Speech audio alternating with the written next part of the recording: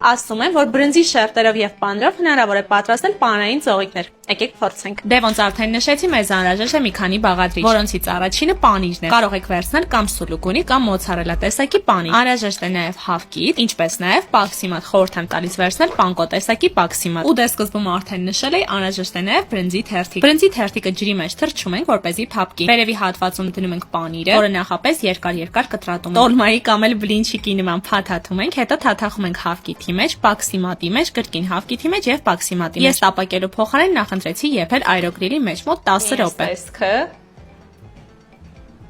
Վաու։ Այս այստեղ կետչուպ է հարկավոր, որ ավելի համեղ լինի։ Փորձում ենք։ Խնդրում եմ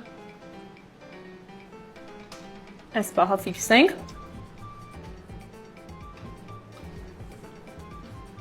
Բաղադրատոմսը ստացվեց, միանշանակ պարտադիր փորձում եք։